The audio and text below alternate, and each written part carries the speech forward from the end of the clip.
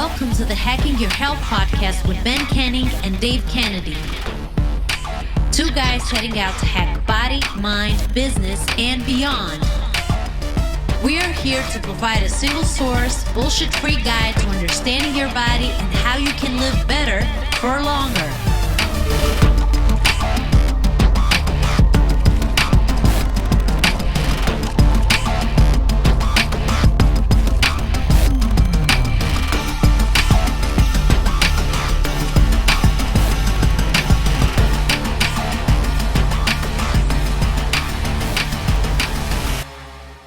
Hacking Your Health listeners, I just want to say a special thanks to everybody that is listening to this podcast. If you're enjoying what we're doing, please share us. We're all over at We Hack Health on Twitter, Discord, Instagram, you name it, pretty much everywhere. But your support, your sharing of your experiences, this community is what drives us, what drives this podcast, and what allows us to be able to do this every single week for you. So if you're enjoying what we're doing, please share us out there. The more people we have to impact, the more people we have to help. That's our mission. That's our goal. And that's the whole thing about hacking your health. Thanks, everybody. Yo, what's up, everybody? Welcome back. I am Ben Canning. I'm Dave Kennedy. I think we're back to normal. I think except for my camera's freaking out. That's all right. This is like the second week where we've had stability in, I think, traveling and getting podcasts done and stuff like that. So thanks for bearing with us as we, as Ben had a crazy travel schedule, I had a crazy travel schedule. We're finally back to normal. We're back to normal. Anyway, welcome back. What's going on with you, man? You know, dude, things are great. I'm down 20 pounds in my cutting phase. So I started at 249, and I'm down to 229. And so that was an awesome milestone. I think it's the first time we've really pushed a cut this far. And we got 9 more pounds to go. It's kind of just a benchmark baseline. 10. And we're going to go for 10. I haven't told you yet, but we're going to go for 10. You want to get down to 219? Yeah. Damn it. That sucks. But that would be a total of... That'll be 30 then. That'll be 30. That'd be 30 pounds. Yeah. So it makes sense to round it up. Yeah, it's crazy because, we had been pushing calories, moving up, building muscle. And the last time we had done a cut, I didn't have that much amount of muscle really to show for it. So, this pushing of calories and building up and allowing yourself to get a little bit more on the heavier side. And when I say heavier side, nothing outrageous or out of control. But getting to a point to where, you're starting to say, okay, I probably need to start cutting this off.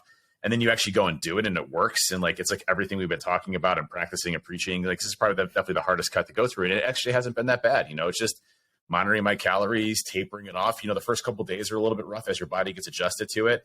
Then you start to get more and more useful. Like, hey, what do I need to eat in the morning? What do I need to eat in the afternoon? What do I need to eat in the evening to get to the macro counts that I need. So it's been really successful. Energy's been going good.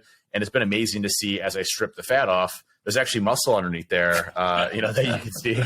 I'll say my veins have been going insane. Like I have new veins popping out every single day now that I haven't seen before. It's amazing. I had a vein on the side of my knee the other day. I was like, what is this? I didn't know there's veins there. That's cool. There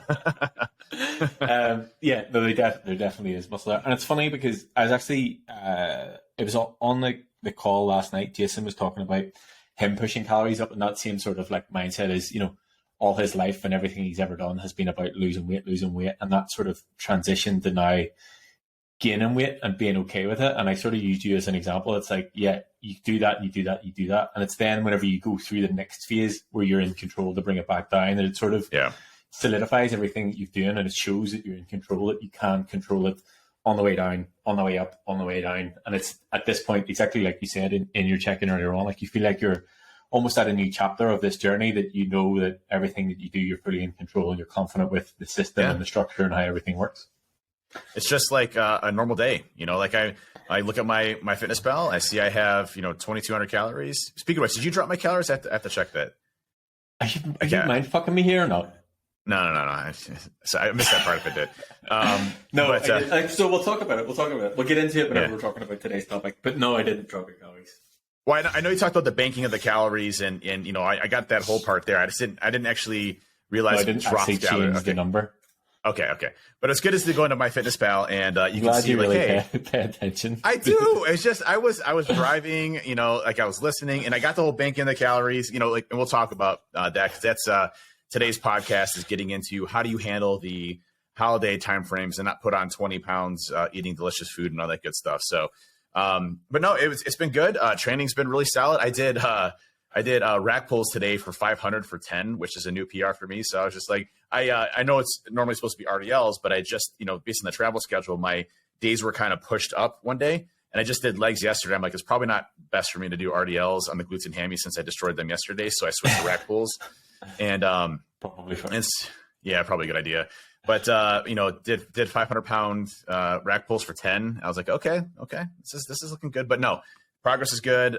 Been handling the cutting well, and life in general is good. How about you? What's up? What's new with you? I know you're from the backstation, and you got your bag. You got your bag. So you got your bag. I told this story last night. So good. I don't know whether this is normal or what. But anyway, I told this story last night in the call. So for anybody who's on the call last night, I'm sorry. So essentially, they phoned me on Sunday, and I'm in the car, and they're like, "Oh yeah, it's I think it was American Airlines at Heathrow here. We're just calling, got your bag." And I was like, "Awesome, can I have a bag?" And they're like, yeah, where are you now? I will send it to you. I was like, "I'm back home. This is my address, blah blah blah." That's fine. So that was on Sunday. They're like, "We'll send it out to you today." So that was okay. Then on Tuesday, I got an email saying, "Can we just confirm the address?" And in my head, I was like, "You told me you were going to send it Sunday, but fine. Yes, okay, here it is." That was fine. Didn't hear anything of it. No confirmation email. No like code. No nothing. Just that was it. Then I get to the gym yesterday at 1 o'clock. Get to the gym and my phone goes, and I generally don't answer numbers that I don't know or have saved. And it was a mobile number, and I was like, okay, answered it in the headphones. And it was this country boy. It was the strangest experience ever. He was like, "Got a bag here from the airport," and I was like, "Right, who's this?" And he goes, "Oh, I just need to drop it off to you. I'll be with you in 20 minutes. I was like, "Right, I'm not in the house. I just got to the gym. I'll be there in about an hour and a half." And he goes, "No, that won't work for me. I'm going to Dublin after this for a week, so I need to get it to you today." And I was like, "You've given me 20 minutes notice." Like, I didn't know anything about this. And he was like, "Send me the address of the gym, I'll bring it to you," which was very kind of him. Absolutely 100%. So anyway, he phones me and I reach outside the gym and comes out. And he's just like in his normal car with his normal stuff in the boot of the car, like the kid's pram, his bag, my bag. He just on his shoulder gives it to me and drives off. And I was like, this is the strangest interaction that I've ever had. No like sign for it. No like company has delivered it. Just this guy in his car. I was like, fucking hell. But long story short, yes, I got my bag back. I have it back. And I have, for everybody who recommended that I put an air tag in it, there is now an air tag in it. I confirm it's upstairs. How's training going? Training has been going good. I actually did back close myself the other day, and I felt really good up until a point. I was like, yeah, I'm just going to go for this because it felt nice. And then I must have got to, 5 plates each side? 5 plates each side, plus the 45-pound bar? Yeah, so what's that, like 595? Yeah. Yeah, it just did not move at all. It was like, it was stuck. 4 plates was absolutely fine. I was like, yeah, I'm really feeling this. And I was like, wow, I've just added like a ton to this. I couldn't get it moving at all. So yeah, that's a lot of weight. It is. Well, you just told me you just did it for 10. So let me give me that shit. I was just being nice, you know. Like... Yeah, no, I need to. It is a lot of weight still. I mean, I'm still moving it, but it's a lot of weight. My body's like, what are you doing right now? Yeah. No, it was a good test. Oh yeah, I was gonna say it's a good testament because I had back pain on Sunday, and it was just tightness, soreness, things like that. So I've been kind of milking it this week on the backside, and was able to see how it held up and healed perfectly fine, 0 issues. So it's good. The body's recovering quicker. Good. Yeah. No, the rack pulls were good. Training is going well. I have a call with James on Monday to sort of decide what we're doing. I feel like I'm in a bit in limbo. Like I did the shoot, and then there was plans to do another shoot, and I was meant to be. I think I just don't really know what direction I'm going in, and I struggle with that. So have a call with James on Monday. Obviously, having a week back to some level of normality this week, and sort of decide, see how my body responds, and see where we need to go from that. But it's good to be back in routine, back in normality, back training in the gym, back doing cardio, back in control of my food. All that sort of stuff has been good. I did get my Whoop. I don't know if I'm totally in love with it yet, but it keeps telling me that I've got really bad recovery. So either I've got really bad recovery or it's wrong, and I think it's maybe the second one. But no, aside from that, everything is good. 0 complaints. Good to be answering a lot of questions and get a lot of feedback from everybody in the group, which has been an entertaining process. It's funny seeing just so many people at so many different levels, but it's good to see everybody working together. So anybody who asks a question, people are jumping in and able to help. Obviously, people with different experience levels or whatever else. And everybody always caveats their answer with like, "But don't take my answer. Always ask Ben." I'm like, thanks. But it's good to see. That's my caveat too. It's like, I'm like, hey, This is It what I might be recommend. this, However, but- check with Ben. Check with Ben. It's the authoritative on this. So. Yeah. But no, everything's really good. Like I said, it's good to see everybody sort of working together on that. They all do their first check-in today. So it'll be good to sort of see what's going on with that. But aside from that, I have nothing going on. No travel for a while, and just good to be back in some level of normality and routine. I just got these, and before we dive into the topic here, I just got these new dumbbells, and I am in love with these new dumbbells. Yeah. So Gavin, my son, I was showing him how to do dumbbell swings, and he was using my adjustable Bowflex ones, which you can't drop. Okay. And I'm like, Gavin, here's 15 pounds, swing it. I'm like, but ensure you do not drop it. Okay. Because if you drop it, they break, because you can't drop the dumbbells. They're adjustable. So they basically break. And he's like, got it, Dad. I won't break it. No problem. He swings it 3 times, and then it flies off and breaks, lands on the ground and breaks. I'm like, son of a. And I'm like, I wasn't mad at him. Obviously, he's a kid learning new stuff. So I had to get new adjustable dumbbells. And I've been looking at these. You were like looking at the dumbbells beforehand. You're like, I know how to get myself a new set of these. We'll get Gavin to break So Aaron can't be mad, So, but I got these Nuobells, which are from SmartFit. And Kev Cody and I have been looking at them, and I've been looking at them for a while. And I finally pulled the trigger and got them. They're a bit pricey. For the ones that I wanted to get was like $750 plus like the stand, which is like $150. So, but they adjust all the way from 5 pounds all the way to 80. These are the nicest adjustable dumbbells I have ever had in my life. The biggest complaint I have with like the Bowflex is it's like big, bulky, and it's like wobbly. Yeah. With the Nuobells, it's actually like a physical dumbbell. So they're circular in nature. And when you rotate them, it only pulls the plate off that you need. So it's flush on both sides. So if you're loading them for, let's just say, a chest press, you have that flush back end that you can rest on your quads as you go up to do, the bench press or chest press with the dumbbells. So it is, I'm very happy with those, and I've been using those and beating those up quite a bit. So that was a nice addition and purchase. Plus I got a back extension machine and an ab extension machine, which I used the back extension machine today. Thought it was really good. And then used the ab extension machine the other day. It's funny because, when I'm doing abs, I'll typically like crunches and, leg raises and stuff like that. With the ab machine, you don't really realize how much you're working your ab muscles. And like my abs are not happy. Like they're like, what the hell did you do to me? So it's cool to hit your muscles in different ways and try different things to try to knock it out. Yeah, I just actually had a look at these. They look slick. I think the best thing about them, as you said, they just take off the plates that they need. So it's not like with the Bowflex ones, it's like it's the full length, no matter how much weight you're doing. So yeah, they look pretty good. It's spelled SMRTFT, so SmartFit, like abbreviated, but it's the Nuobell. And I got the 80-pound one. There's a 50-pound option that's $100 cheaper. But I got the 80-pound. What's nice about it too is like how you switch the weights is through the handle of the dumbbell. So you just rotate it to the left or to the right, and it'll show you how much you're rotating, and it's super easy to get back on. So like that was one of the biggest issues with the dumbbells from Bowflex, is that it was really awkward to kind of get into the slots to fill it up. These, again, just slides right in, click, click, click, click, click, click. And the last thing I'm really proud of is I got this robot that before you get into the robot, I would just like to say these dumbbells also come in kilograms for anybody who's not in America. That's not, why would you do that in the first place? But it's fine. So you can actually understand an actual weight measurement. But I got this robot. It's the Roborock S7 Max Ultra. And it has a mop system and a vacuum system built into it. So it's a robot that will actually clean my floors for me instead of me having to do it every weekend. So it does like every day that I work out, it'll clean it at night, just do like a light clean. And then on Sundays when I'm not working out, it'll do a deep clean of the whole place. So like every time I come in there, it's going to be like a brand new gym that I didn't have to clean at all, which is, hey, why not pass that out to robots? So I'm really excited about that too. So yeah. New additions. Good. That's good. I can't wait to see the robot and use the new dumbbells. Yeah. So one thing I wanted to start off with, and then we'll get into banking calories and preparing for the holiday timeframes, because all of us love hanging out with family. We love eating turkey and stuffing and all this other amazing stuff. So we'll get into what that means and how you handle that during the holiday timeframes and how I've handled, how Ben handles it, et cetera. But I did want to mention something where, I've been a big advocate for some promising research for what's called NAD. And NAD is a precursor to essentially ATP in your body, which is the energy that is the energy explosion that basically happens in your body for energy. ATP is an important part of our energy levels, everything that happens in our body from a production standpoint. It's like the foundational piece of the chemical reactions for energy in our bodies. And there's some precursors to it. There's what's called NR. NR is a derivative of it's a B3 supplement that turns into what's called NNM, which then eventually gets converted in your body to NAD. Now, I've done NAD injections before. Like you can go to an IV clinic, and they'll give you NAD injections, which increases your ATP levels.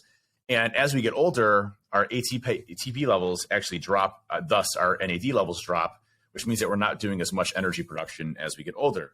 And Dr. David Sinclair has been leading the research on a lot of the things that are going on with NAD studies and its impact on longevity. And a lot of the initial early results are showing NAD does have an impact on longevity by increasing lifespan as it goes along. What's interesting, though, is just recently, two big things happened in the medical research side. One, a new study came out showing that NR, which is that B3 supplement, which essentially gets converted to NNM, which gets converted to NAD, which then turns into ATP. Hopefully you're following that. There's going to be a quiz later. That supplement has been linked to an increased risk in faster spreading cancer.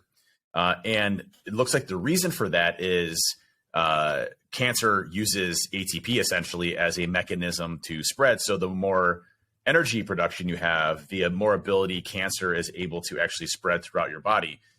So, while it may have longevity impacts, the issue now is if you have high levels of NAD in your body, or NR specifically, which is the one that they did the research on. So we don't know if NNM has an impact on this or if it's just specific to NR, which is, a popular supplement you can buy in the store. I used to take NR. There was a company called Elysium Health that was one of the first to bring out this kind of research product around NAD.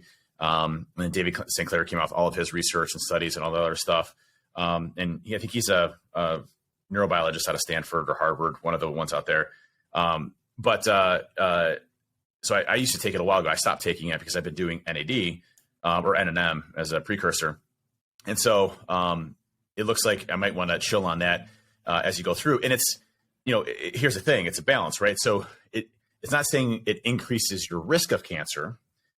It's saying once you have cancer, it allows the cancer to spread much faster. And most specifically in these studies, it was breast cancer and it spread to the brain.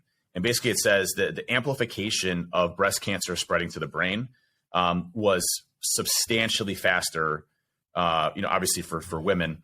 And once it hits the brain, you're pretty much toast. There's nothing they can do at that point in time. So, definitely something to keep an eye on from a research perspective. The second thing that happened, which is really interesting, is that NNM, which is a supplement that I was taking for NAD precursors, got basically classified as a drug now. So the FDA basically said that NNM may not be sold or marketed as a dietary supplement in the United States anymore.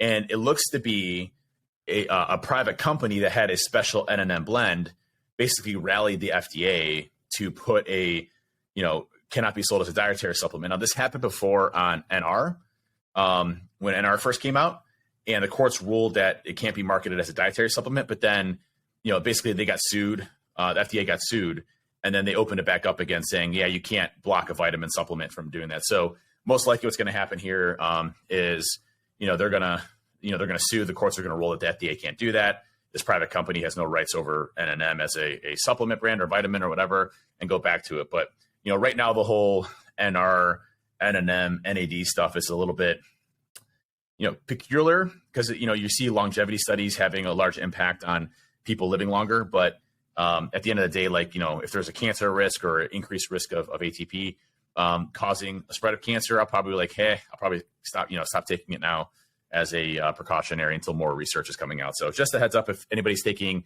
NR, B3, NNM, or NAD injections, maybe take a look and research that a little bit more. Yeah, cool. I think it's funny, to see how their sort of research evolves, essentially. Do you know what I mean? It's like one day, this is the best fucking thing you've ever taken, and the next day it's like, maybe hold back and let's not take that for a while. Do you know what I mean? Yeah. Well, and they're saying it's literally just vitamin B3, NR. They're not saying NNM or NAD. But if you look at the research, their concern is that the NR precursor to NNM precursor to NAD is increasing ATP production, which is allowing cancer to spread. So you can make the conclusion that, potentially NAD and NNM are potentially harmful. They're not saying that, but I mean, definitely more studies need to be put into place. But at the end of the day, I probably not something I'm going to be taking anytime soon. Yeah, no, that's fair. That's true. So all right, we'll talk about banking calories. Banking calories. So obviously, I mean, the holidays are coming up now. This will be released on Tuesday, which I assume is like the 21st or something. So we're probably pretty close to Thanksgiving, but essentially Christmas is still a holiday and we'll all have to navigate in some way, shape or form. And this is something that I have sort of had in my mind / put in the minds of my clients for a couple of months now, just to sort of have it as this is what we're working towards, like push until this, and then we can sort of take a week back or whatever. I think it's good to sort of zoom out and look at these things across the year because, as I've said before, there's no real best time to do anything, and there's always going to be shit shows thrown at us. And obviously, these ones are sort of defined by time in the year, and they are inherently based around food and overconsumption of pretty much everything. So it's just a sort of note on how to navigate that as best possible. And I'm going to actually use you as an example. And no, I didn't change your calories, even though you tried to mind fuck me in the chat during the week.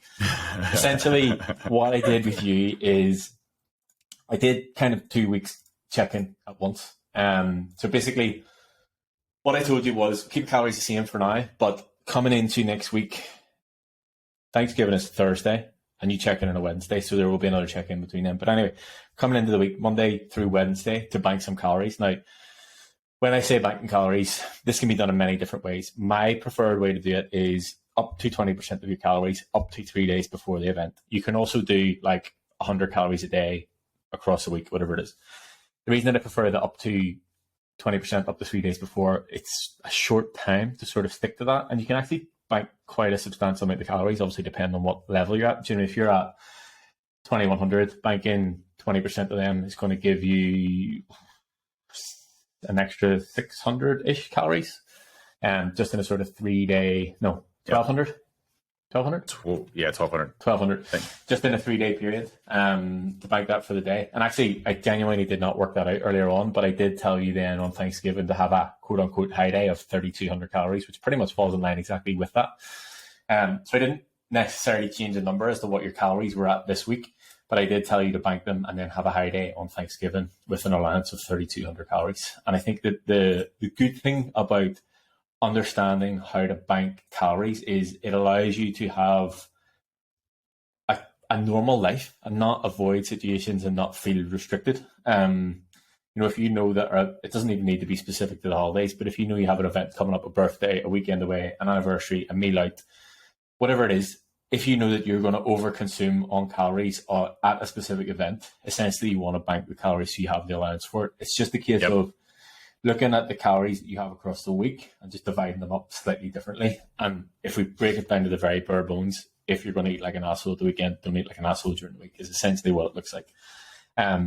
So yeah, looking at your calorie total for the week, knowing that for a day or for 2 days or whatever it is that you're potentially going to overconsume, and accommodating that in the other calorie days, in the other days throughout the week.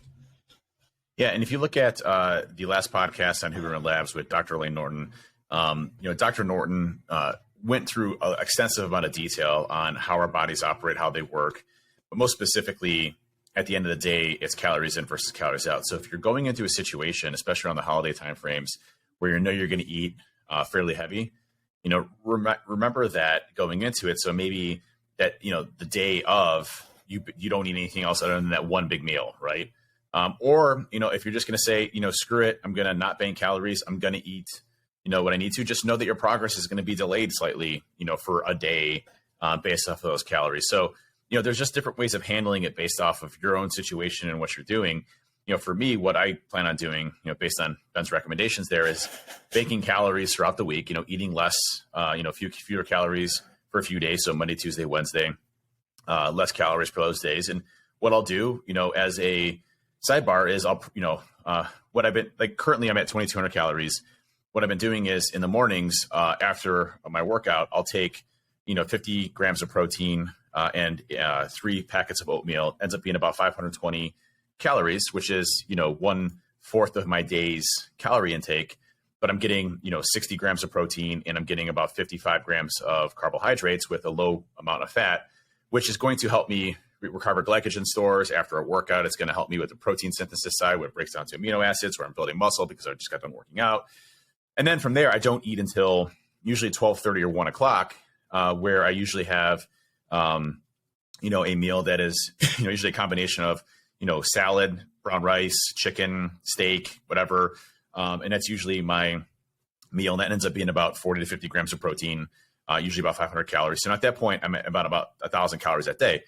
Where it starts to get a little bit more dicey is throughout the rest of the day. I still have 1,000 calories essentially left during that period of time. So usually I have a protein shake and then I have a big dinner. So what I'm looking at now is if I want to just cut back, I can still do the same routine in the morning and in the afternoon. I just eat less of a dinner at night and I shave 300, 400 calories each day. I'm still hitting my protein goals. So maybe I'll supplement with a protein shake, for example, and eat less on the carbohydrates or fats, and still try to maintain those protein levels of getting around, anywhere between 210 to 240 grams of protein per day, so that I'm not worrying about missing or eating away muscle. And then that's kind of my routine that I'll bank those calories. And so it just adds over time. Your body doesn't know. I mean, there is what's called the circadian rhythm, which is your body is used to a 24-hour cycle. But from a calories in versus calories out perspective, and what you listen to from a Dr. Norton perspective, at the end of the day, what you put into your body, is what you end up burning. And then if you eat more than what you put into your body, that's what it stores as fat. So, and what I also thought was really interesting about that, which we haven't discussed in the podcast, is that most of the time, most of the protein that you eat is not converted to fat ever. So it's like 80% of that is not converted to fat. So, if you're doing a high protein diet, that is not getting stored into fat. So if you're doing more proteins, which also ends up filling you out more. So that's the whole food argument. If you're eating chicken's low on carbohydrates and fat, high on protein, you feel fuller longer. And yet that is not being converted if you don't use it into fat storages. What he also said too, which I thought was very interesting, is that people that are doing intermittent fasting, oftentimes if your window is too condensed, you really can't eat all that protein at once. There is, a finite limit. Now, what that is, they don't really know. Some people say, oh, you can only eat 25 grams of protein per sitting. That's bullshit. That's been proven to be bullshit. You can eat pretty much as much protein as you need to, but you can't eat 200 grams of protein in one sitting and expect that to be. I can't imagine how you would feel. Like, imagine how you would feel eating 200 grams of protein can't even imagine. One go. Like, it would not be pleasant in any way, shape, or form. And one of the interesting things that he said about it was with the one that he was talking about, the people complaining about losing muscle whenever they're in a cut. I know there was a guy who actually asked a question on the We Hack Health today. And essentially what he was saying was about how difficult it is actually to lose muscle. And whenever you're losing weight, 13% of that body fat that you lose is already lean mass. I thought that was interesting. That's something that I did not know. So it's not actually like muscle tissue, but it's still quote unquote lean mass of how your adipose tissue is made up. I thought that was an interesting one. Yeah. And it's amazing how much you start to learn about your body, about, different things you can do to space out things or eat protein at a different time or place. I think, what I learned from previous podcasts and also with Dr. Peter Attia is that, your body is basically starting to eat away muscle in the morning when you wake up. And so you want to stop that process as soon as possible. So eating a protein-centric meal in the morning is very big, or getting essential amino acids in, which is really big. So also I subscribed to Dr. Peter Attia's The Drive podcast, the pro version, because he had a lot of AMAs that had some, ask me anything. And I always want to ask him, a bunch of things about, questions that maybe he didn't answer or things like that. And I can't listen to his podcast anymore because he uses this reference that drives me nuts. And he uses it almost every time. And his co-host will also use it all the time. So he'll be like, yeah, let's double click on that a little bit more. And I'm like, double click on that. Like, seriously, like but it's fine if you use it like once, but he uses it like 8 times in a podcast, and then his co-host uses it. And I hear double clicking every single time, and it just drives me nuts. So I can't listen to his podcast anymore. It's really good for me. So when someone says, hey, let's double click on this topic a little bit more, I'm like, oh my God, it sounds like a 80-year-old using AOL trying to open up a file. I'm like, I can't do this anymore. I'm sorry. So anybody that uses it as a reference, we can't be friends. I'm sorry. So right. So do not recommend. Yeah. But yes, anyway, so back to sort of what we're talking about, bank holidays. Now, obviously, Thanksgiving's come up. I do not celebrate Thanksgiving. We do not have it over here for, but it usually falls in line with in and around when my birthday is. So this week I will be going out to celebrate my birthday. My dad's coming over for dinner. So I will be banking calories this week in the same sort of idea. And the way that I do it, as I said, I generally take about 20% of my calories 3 days before the event. And that usually gives me a pretty decent leeway whenever it comes to whatever the event is or whatever's going on. Now, there are a couple of caveats to this, and I'll use Lou as an example for this because I had a call with him. I guess it was yesterday. And he is going away on a boys trip this weekend, has done it for the past 3 or 4 years. And we're talking about the calorie situation, we're talking about how to navigate it and to not sort of ruin his progress. And he did openly admit that there would be a lot of drinking beer at this and not potentially much output in the gym done. And I was like, okay, that's fair enough. The overarching thing that I try and get across to anybody, because of the people that we are, and we're not like on a time frame, or we're not like, you know, prepping for a show or a shoot or anything that has like a specific date. The overarching thing for me is I want to make sure that everybody has an understanding as to how they can enjoy their life, essentially. So yes, okay, while we talk about banking calories and while we talk about the holidays and all this sort of stuff, the number one thing that I want to get for everybody across the board is that they actually enjoy that time with family or friends or however or whatever way that you celebrate it. So essentially my advice to Lou was, between Friday and Monday, the only thing I want you to be concerned about is hit your protein target. I don't really give a shit where the rest of your calories come from. And as long as I see one photo of you in a gym at some point over that 4-day period, we're good. And he was like, if I'm in the gym with the beer and all the rest of my calories after protein come from beer, is that okay? I was like, that's fine. 4 days out of the grand scheme of, you know, your entire life isn't going to do any harm. But the same idea coming into Thanksgiving, like, yes, okay, bank calories, but if you find it difficult and you don't want to do it, then just, as you said, just know that your progress will be slightly slowed down. And the other thing is, even if you do bank the calories and you do, like for you, for example, you're going to bank calories Monday, Tuesday, Wednesday, you're going to eat more on Thursday, you're going to be heavier on Friday. There is no doubt about it, because there is more food in your system. It doesn't mean that you've actually put on any more weight. It just means that you have more food in your system. So be prepared for measurements to be skewed at some point next week.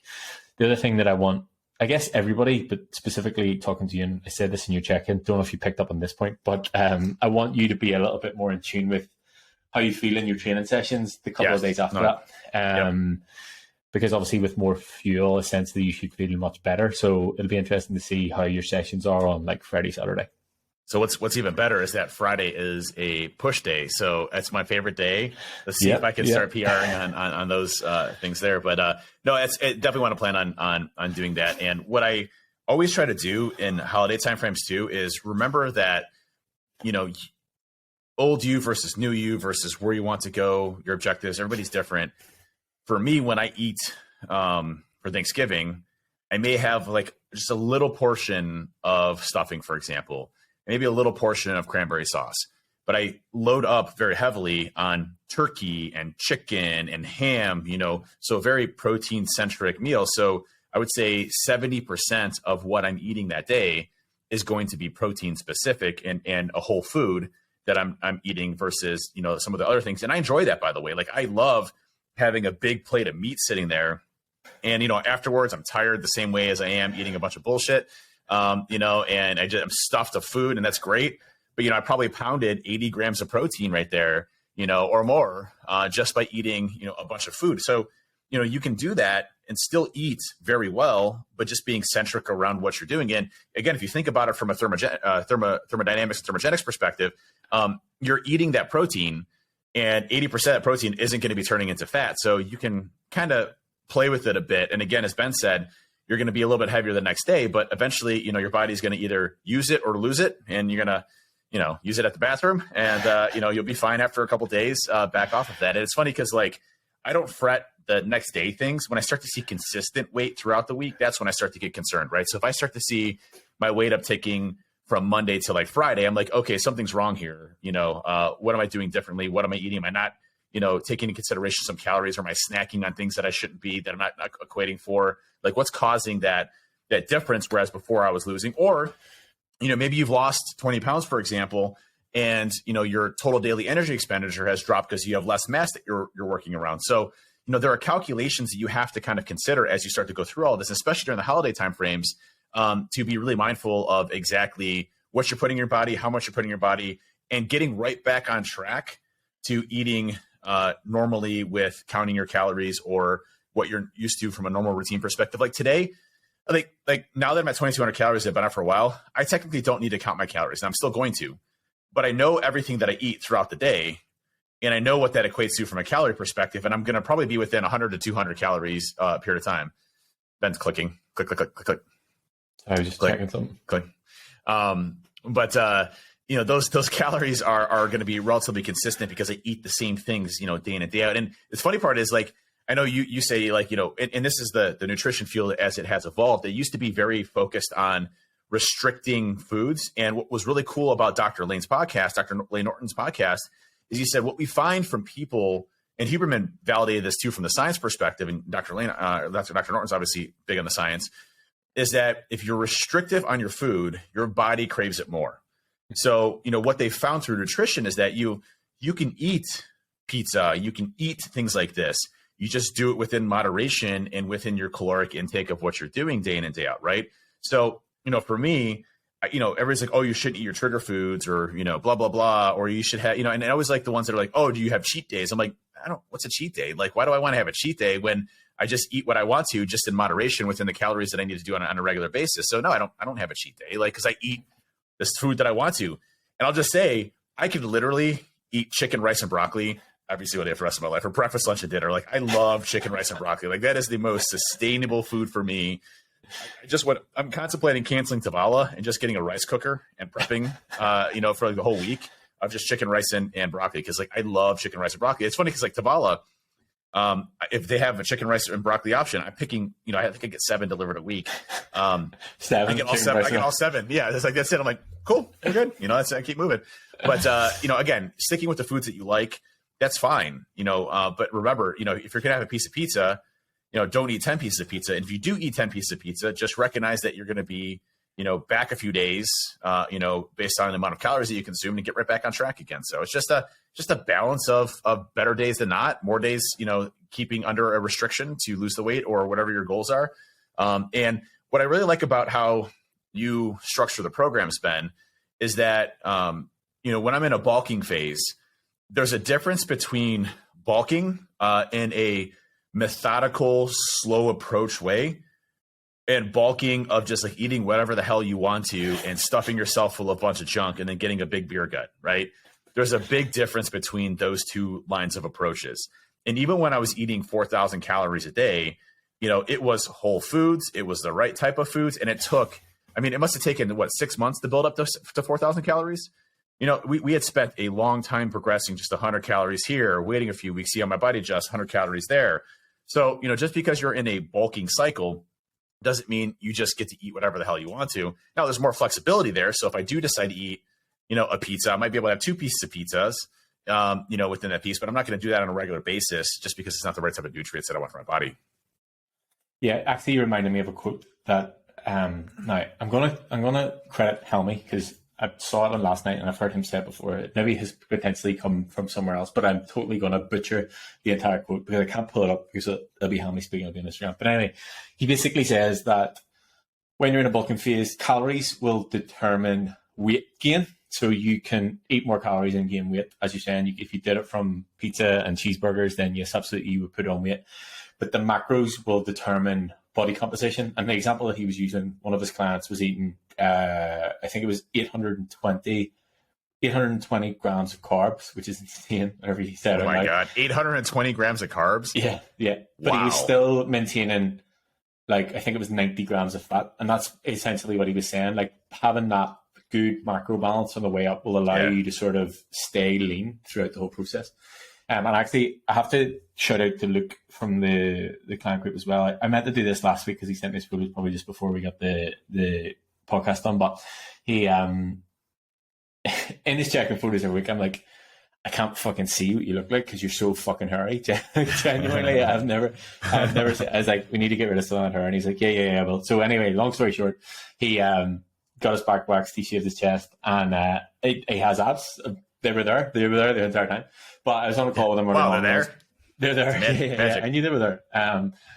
But yeah, long story short on that, like, I was on a call with him earlier on, and we sort of deciding, like, okay, right, well, what direction do you want to go with this? And the sort of general consensus, he actually put it back to me, which was almost like a proud dad moment, because I was like, okay, right, he's actually listening to stuff he's saying. He's like, well, we're at this stage and it hasn't been overly difficult, so I want to push to see how far we can go and how lean we can get, and then that'll give me more of a buffer whenever we start to push calories up on the other side. So yeah, he's in a really good spot. He's put the work in. He has had many shit shows and spanners thrown at him that could have thrown him off, but he's put the work in. And I mean, the results speak for himself. I'll let him post them whenever he feels comfortable with it, but he definitely is looking lean and wants to continue to push that. But again, he would be one to admit that before, whenever he was quote unquote bulking, he just wanted to get heavy, and he was eating Domino's pizza, and yes, he was strong and he felt great, but it was putting it on in the wrong way. And he's sort of, I can tell his excitement for doing it in the right way and doing it in a controlled manner. And ultimately, like I've said this time and time again, for me, it's a control thing. You know what I mean? It's about being in control of your food, in control of your weight, in control of everything that you're doing, to sort of know what way to take things. I think that is something that potentially we do not feel. And I think even sort of thinking about the holiday situation, the Thanksgiving situation, like, just because the food is there doesn't necessarily mean that you have to eat it. Do you know what I mean? Right. Like, because there are 15 donuts in front of you doesn't mean that you have to eat every single one of them. It's okay to have things in moderation and to balance your calories out in whatever way you can. And yes, you're absolutely right. Whether it's Thanksgiving or whether it's Christmas, they are pretty easy holidays to hit your protein target without any sort of issues. To sort of, I guess, go a bit further on that, if we're not specifically talking about holidays and just banking calories, if you say, for example, are going for a night out at the weekend, out for dinner, out for drinks or whatever, and what way to sort of navigate that, same idea, sort of Wednesday, Thursday, Friday, I would bank calories. But on the day of, the way that I would do that is I would always try and favor protein heavy meals for breakfast and lunch to make sure that you tick that box, because obviously, depending on what you're going out for, it can be hard in specific situations or specific restaurants to hit a protein target. So sort of knowing that you've got that done before you go out, or majority of the way there, will sort of take the pressure of that whenever you're out. And then obviously by just having, like, you know, protein and veggies, or, you know, slightly lower calorie meals will give you more of an allowance then coming into whatever the event is. So not specific just to holidays, but obviously Christmas parties and all that other madness is about to kick off in December. So all those things can be sort of taken into account for sure. Yeah, and that's, I mean, just be mindful during these holiday timeframes. Don't be like, oh, screw it, I'm just going to totally go off the rocker. And I think that's where most I think that's where most people kind of run into an issue, is that, you know, you're like, oh, screw this, and then, you know, they're like, oh, you know, I'll just get back onto it tomorrow after Thanksgiving, and then they're like, oh, but on the 1st of January. Yeah, but then there's like leftovers. I'm gonna have a turkey sandwich with some, you know, pumpkin pie, and then, you know, the next day I'm like, oh, I still have leftovers. Okay, and then you get back into this bad cycle again of eating, and you're definitely putting in more calories than you're consuming from a total daily energy expenditure perspective. And so those are the things that, you know, get you back into that rut and that cycle again. So, you know, again, if you have a bad day, that's fine. Just recognize I'm hopping right back on it again. I'm gonna be a little bit delayed, you know, with the progress and gains. And it's funny because, you know, you had mentioned the whole lifting thing around only lifting once in 4 days. And it's funny because, like, I recognize now that there are needs for recovery days, even though I might bitch about it. And I recognize how important, right. But I also recognize that if I have a good recovery day, I'd say, or I'm not hitting a muscle group that is recovered, I'm missing out on a day that I could totally be getting gains. Right. And so, like, you know, it's funny because like, I'll be like, yesterday is a good example. I'd gone to Orange Theory in the morning. Normally that's my rest, my quasi rest day, because I only do Orange Theory. I'm only doing HIIT training. And so I don't have a lift that day. But, you know, the way that the schedule had worked, I had missed Monday because I got home super late from a flight. I still did Orange Theory in DC. And it was funny because I got into Ben already knows what I'm going to talk about. so I get to DC, and you know, there was like the Dave Kennedy of Orange Theory at DC's location, you know, the guy that's super strong and fast and everything else.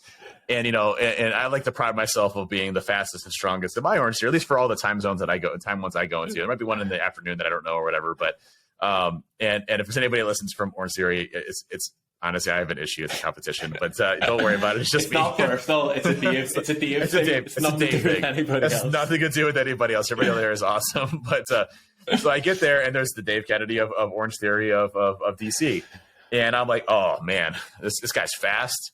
There's no way I'm letting him beat me. So, and I was like, my back was a little sore. I'm like, I really need to kind of take it easy today. I'm like, nope, this is going to be a 0 to 500 type of thing. And so we're on the tread, and he's right next to me, of course, because they put the guys right next to you that are the strong ones. And I say not everybody's strong. Everybody's strong in their own rights. It's just, they put the two guys that would probably compete with each other next to each other, I guess is how it goes.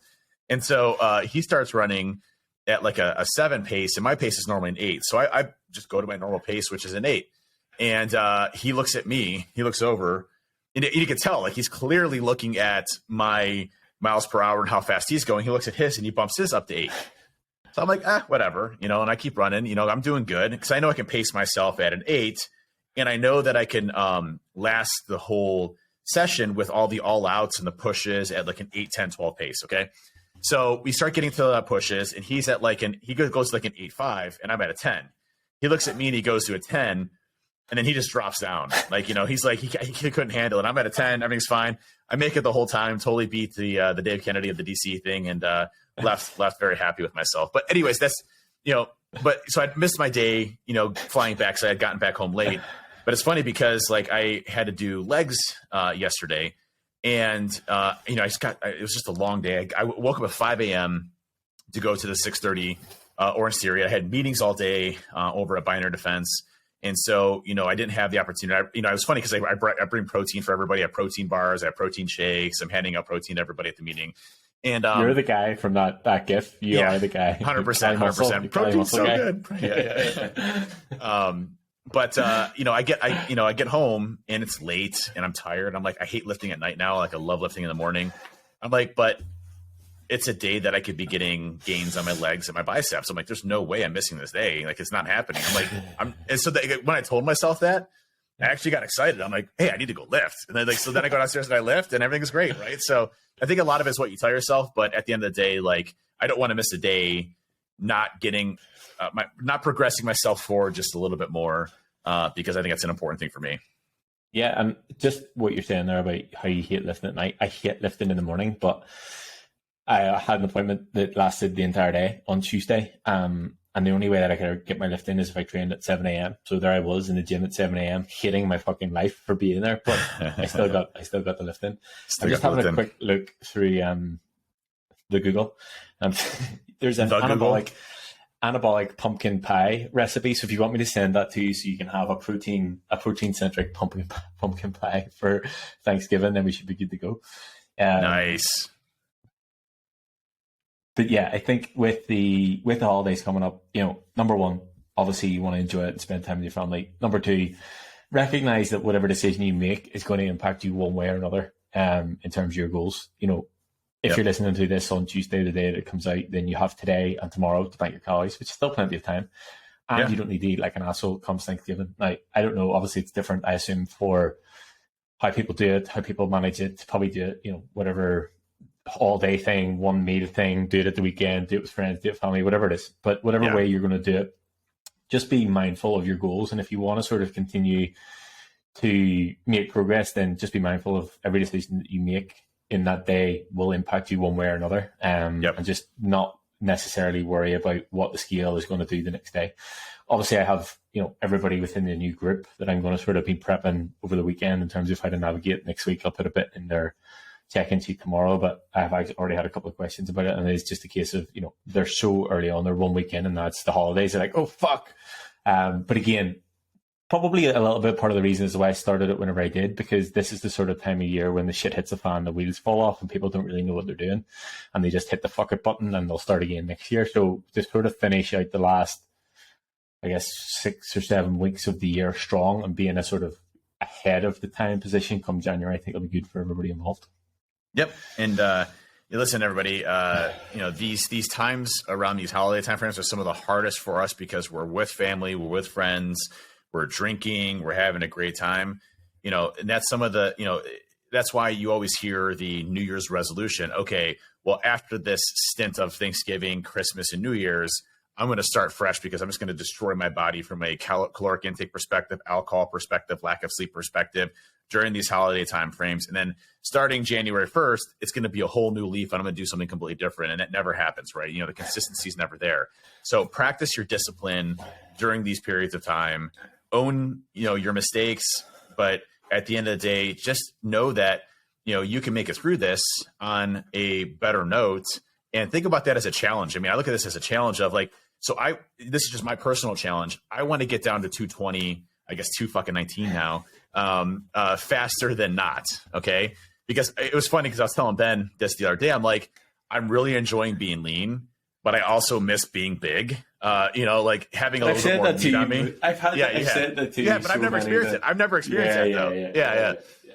So, I like being lean. I like being able to see my abs and my muscles. And I'm like, yeah, on the mirror, I'm like, yeah, look at that. The new vein here, everything's looking great. But I'm like, the other day, Bob, our CEO, I was walking in the airport and he was there and he comes up to me. He's like, hey man, he's like, wow, you've lost a lot of weight. You look a lot smaller. I'm like, what? What'd you say? Would you say to me I look a lot smaller? I'm like, wait, I don't want that. That's not what I want. That's not like, wait, are you saying I look small? But it's like that genuinely, like, all jokes aside, like that is one of the biggest mental hurdles that you have to overcome. Like whenever you get to this stage in your sort of progress, like it does become a lot of a bit of a mind fuck. Do you know what I mean? And, it is good feeling big. And I sort of said this to you, like obviously the past sort of 3 weeks I've been eating more calories than I had up until that point. And I do feel better, but I don't feel as lean, and I'm like in this sort of weird. It's weird.